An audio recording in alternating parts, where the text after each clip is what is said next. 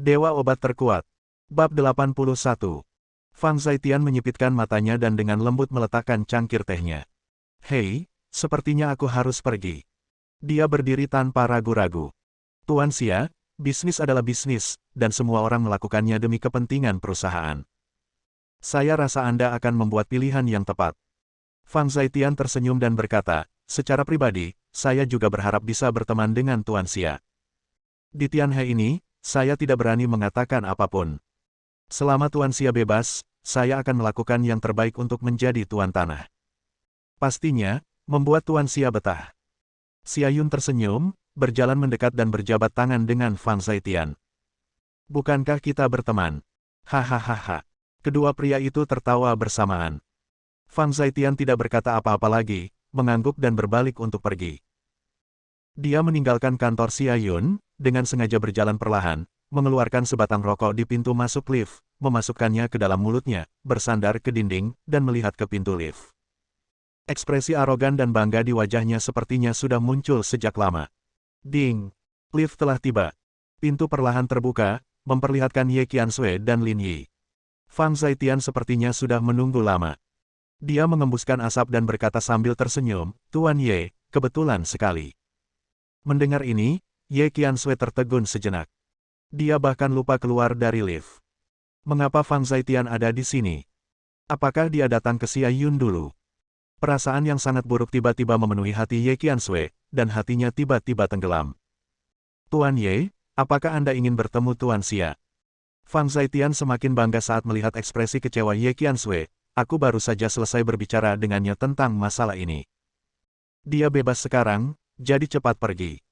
Setelah mengatakan itu, dia dengan sengaja memberi isyarat mengundang, wajahnya penuh dengan rasa sombong. Ye Qiansui tidak berkata apa-apa, dia tidak ingin mengatakan sepatah kata pun kepada Fang Zaitian. Ayo pergi. Lin Yi melirik Fang Zaitian, mengabaikannya, langsung memegang tangan Ye Qiansui, membawanya keluar dari lift, dan berjalan menuju kantor Xia Yun. Melihat punggung Lin Yi dan Ye Qiansui, Fang Zaitian tidak pernah merasa sebahagia ini. Jika mereka pergi ke Xia Yun sekarang, mereka hanya akan kecewa. Xia Yun, yang sudah mengetahui harga terendah, mungkin akan memaksa Ye Qiansui untuk menyerah. Dalam dunia bisnis, jika Anda mengetahui kelemahan lawan, bukankah sebaiknya Anda memanfaatkannya dan memukulnya dengan keras?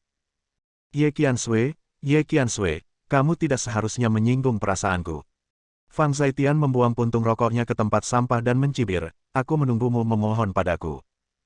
Setelah mengatakan itu, dia masuk ke lift sambil tersenyum dan pergi dengan anggun. Suasana hati Ye Qiansui sedang buruk.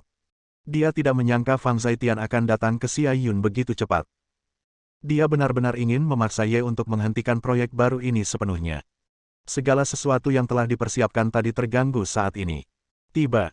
Lin Yi menunjuk ke label nama di pintu kantor Xia Yun, masuk. Ye Qiansui mengangguk, dia sudah ada di sini, dia bahkan tidak bisa masuk, maka tidak akan ada kesempatan. Dia menarik napas dalam-dalam, tersenyum, dan mengulurkan tangan untuk mengetuk pintu. Bum-bum. Ye Qiansui sangat sopan. Setelah mengetuk pintu, dia dengan lembut mendorongnya hingga terbuka dan masuk. Halo, Tuan Xia. Ye Qiansui memandang Xia Yun yang sedang duduk di sofa, dan Xia Yun tertawa dan menunjuk ke sofa di seberangnya, bahkan tanpa berdiri. Tuan Ye, selamat datang, silakan duduk. Sikap ini sudah terlihat jelas. Ye Qiansui tidak mengatakan apa-apa, tapi Lin Yi sedikit mengernyit, Xia Yun, itu keterlaluan. Tuan Xia, saya selalu ingin mengobrol dengan Tuan Xia. Hari ini adalah kesempatan langka. Ye Qiansui duduk dan tidak peduli dengan sikap Xia Yun. Sekarang dia pasif, beraninya dia marah. Jika Xia Yun tersinggung lagi, tidak perlu bertengkar lagi, proyek baru Ye akan langsung gagal, menyebabkan seluruh keluarga Ye runtuh. Bagaimana Ye Qiansui bisa menanggung akibat ini? Aku sangat sibuk bekerja, aku benar-benar minta maaf. Xia Yun tersenyum dan bersandar di sofa, saya tahu Tuan Ye sangat tertarik dengan produk perusahaan kami, dan saya sangat berterima kasih kepada Tuan Ye atas kepercayaannya. Hanya saja Tuan Ye, Anda juga tahu bahwa sebagai raksasa industri di utara, harga Linglong Group kami tidaklah murah. Dia menyipitkan matanya, menatap Ye Qiansui dengan ringan, dan berhenti, seolah menunggu reaksi Ye Qiansui. Jadi, Saya tidak tahu berapa harga yang bisa kamu berikan kepada kita dan apakah kita bisa tergoda. Ye Qianxue sudah tahu bahwa Xia Yun pasti akan menanyakan pertanyaan ini. Jelas, Xia Yun sudah mengetahui harganya yang murah, dan dia meminta untuk menaikkan harganya saja. Prospek proyek ini jelas tidak tercermin pada harga suatu produk. Dalam jangka panjang, jika Ye dapat bekerja sama dengan Linglong Group, ini akan menjadi situasi win-win bagi kedua belah pihak. Tidak. Xia Yun langsung menyela ucapan Ye Qianxue. Dia tidak memiliki kesabaran sama sekali dan mendengarkan apa yang dia katakan. Prospek apa, masa depan apa, di pasar bisnis, semua orang tahu apa yang sedang terjadi. Mari kita bicara tentang minat, mari kita bicara tentang masa kini, dan sekarang yang terpenting adalah harga. Tuan Ye, saat ini, saya hanya peduli pada harganya. Xia Yun memandang Ye Qianxue, Tuan Ye, beri saya harganya secara langsung. Adapun apakah kita bisa bekerja sama, itu tergantung pada ketulusan Anda, Tuan Ye. Postur tubuhnya sangat tinggi, yang membuat Ye Qianxue sedikit tidak nyaman. Meskipun dia tahu bahwa grup Linglong tidak kekurangan orang untuk bekerja sama dengan mereka, dia sekarang memohon bantuan dan tidak punya pilihan. Dia berhenti dan menatap Xia Yun. Total harga 200 juta. Untuk investasi awal, harga dasar asli Ye Qianxue adalah 150 juta. Ini adalah harga yang paling cocok setelah mempertimbangkan dengan cermat. Tapi sekarang Xia Yun mengetahui harga ini, dia pasti tidak akan menyetujuinya. Oleh karena itu, Ye Qianxue memberikan 50 juta untuk mengungkapkan ketulusannya. 200 juta. Namun, Xia Yun tersenyum, sedikit bercanda, Tuan Ye, apakah Anda bercanda? Ekspresi Ye Qianxue membeku. 300 juta. Xia Yun tidak membuang waktu dan mengulurkan 3 jari, 300 juta, kita dapat bekerja sama dalam proyek ini. 300 juta. Ye Qianxue langsung berdiri, ini perampokan. Ini 2 kali lipat dari anggaran saya. Bagaimana ada niat kerja sama dalam hal ini? Jika 300 juta diinvestasikan pada tahap awal, semua rencana proyek baru akan kacau, dan pasti akan ada masalah pendanaan. Xia Yun sama sekali tidak berniat bekerja sama. Sepertinya harganya lebih tinggi dari ekspektasi Tuan Ye. Xia Yun menghela nafas dan berkata dengan acuh tak acuh, Tuan Ye mungkin tidak memahami grup Linglong kami dan produk kami sepadan dengan harganya. Bahkan jika itu tidak sepadan, Ye Qianxue tidak bisa menekan banyak jika dia ingin terus berbicara. Bagaimana mungkin Ye Qianxue tidak melihatnya? Dia menekan amarah di dalam hatinya, harga ini terlalu tinggi, saya tidak setuju. Tuan Ye, tidak perlu menjawab dengan tergesa-gesa. Kembalilah dan pikirkan baik-baik. Saya baru-baru ini bebas dan menunggu Tuan Ye datang kapan saja. Xia Yun tersenyum, seolah dia yakin pada Ye Qianxue dan tidak peduli sama sekali. Ye Qianxue tidak mengatakan apa-apa, wajahnya tampak tidak senang, dia berbalik dan berjalan keluar kantor, sementara Lin Yi duduk di sana tanpa bergerak. Hanya Lin Yi dan Xia Yun yang tersisa di kantor. Melihat Lin Yi belum pergi, Xia Yun sedikit mengernyit. Apakah kamu belum berangkat? Lin Yi mengabaikan ini, hanya menatap Xia Yun, dan berkata dengan tenang, hubungi ketua Anda. Bab 82. Apa katamu? Xia Yun mengira dia salah dengar. Dia bahkan tidak tahu siapa Lin Yi, tapi Lin Yi berani memanggil ketua. Gila. Saya berkata, hubungi ketua grup Linglong, Anda harus memenuhi syarat. Lin Yi berkata, jika terlambat, Anda akan kehilangan kesempatan untuk menyelamatkan hidup Anda. Kamu gila. Xia Yun berdiri dengan tidak sopan dan berkata, keluar dari sini. Dia bahkan tidak perlu memberikan wajah Ye Qianxue, apalagi pengikut yang dibawa Ye Qianxue. Tuan Ye ini sungguh lucu. Dia merekrut semua jenis orang gila dan berani berbicara omong kosong seperti dia. Lin Yi tidak bergerak dan hanya berkata dengan tenang, bosmu sudah keluar dari rumah sakit kurang dari sebulan. Apa kamu tidak peduli? Mendengar ini, ekspresi Xia Yun berubah, dan matanya berbeda. Bagaimana Lin Yi mengetahui hal ini? Ketua grup Linglong telah terbaring di tempat tidur selama hampir 1 tahun. Baru-baru ini dia mendengar bahwa seorang ahli diundang untuk menyelamatkan nyawanya. Di dalam grup Linglong, hanya pejabat tingkat tinggi seperti mereka yang mengetahui masalah ini. Siapa kamu? Xia Yun mengerutkan kening dan menatap Lin Yi dengan sepasang mata, dengan sedikit kewaspadaan. Saya bilang, telepon ketua Anda, saya akan duduk di sini selama 2 menit, sekarang, tinggal 1 menit lagi. Lin Yi melihat ke waktu dan berkata, kamu bisa bertanya padanya apakah dia sudah berdiri. Ledakan. Xia Yun merasa kepalanya dipukul oleh sesuatu. Apakah dia tahu ini? Hal-hal yang dia bahkan tidak yakin hanyalah rumor pribadi. Hal-hal yang Xia Yun sendiri tidak berani katakan, bisakah Lin mengatakannya hanya dengan satu mulut? Siapa dia?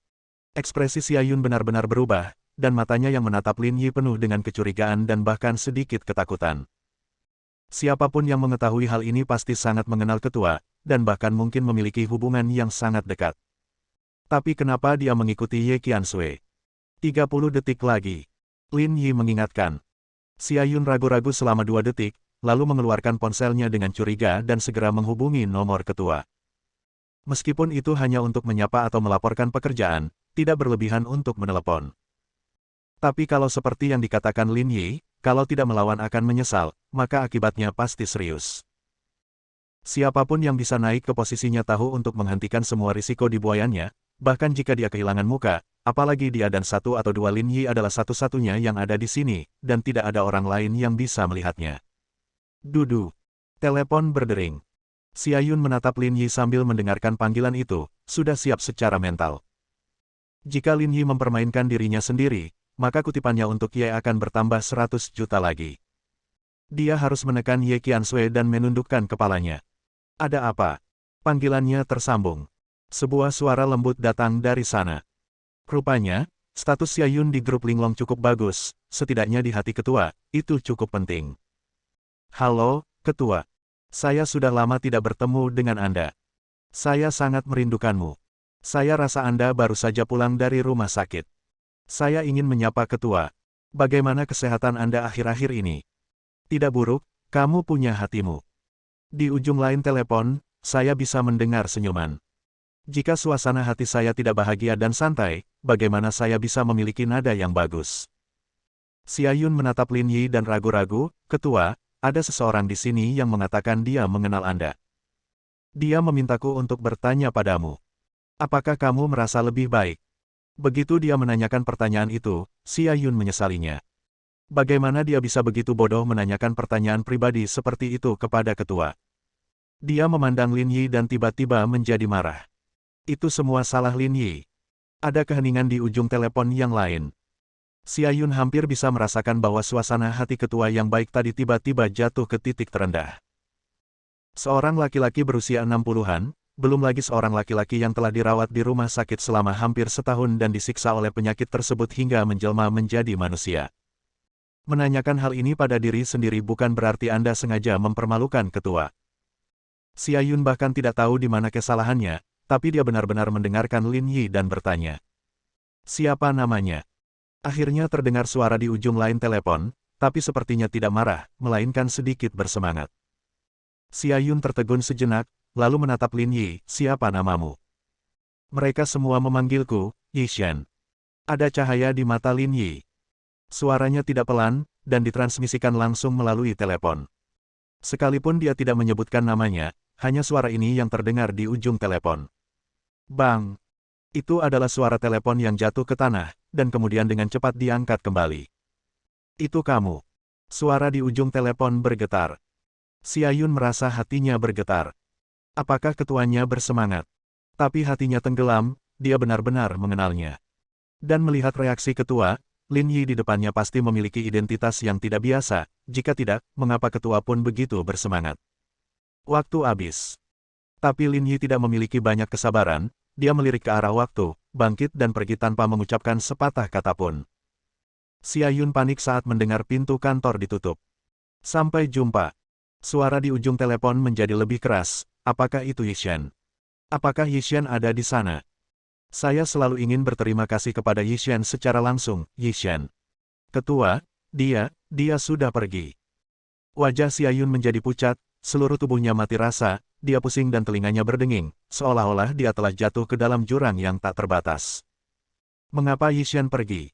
Di ujung lain telepon, seseorang langsung mendengar ada yang tidak beres, Xia Yun.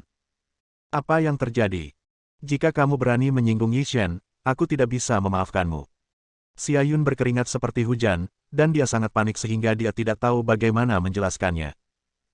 Dia mengambil napas dalam-dalam beberapa kali berturut-turut sebelum menenangkan dirinya, dan berkata dengan tergesa-gesa, "Bos, jangan marah, jangan, saya tidak akan terlalu marah, inilah yang terjadi."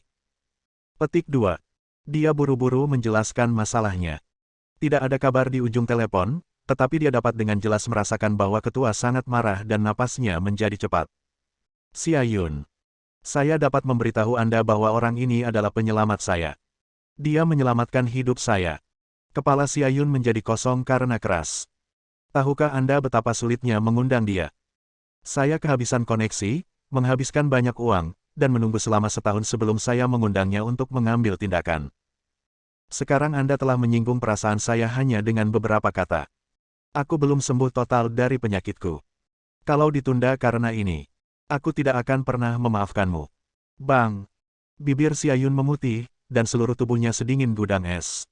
Telapak tangannya berkeringat hingga dia hampir tidak bisa memegang telepon. Xia Yun tiba-tiba terbangun dan berlari mengejar tanpa mempedulikan hal lain. Jika Lin Yi marah hari ini, dia akan hampir mati. Grup Linglong berutang budi yang sangat besar kepada Lin Yi. Apalagi harganya, meskipun diberikan secara gratis, itu hanya masalah sepatah kata dari ketuanya.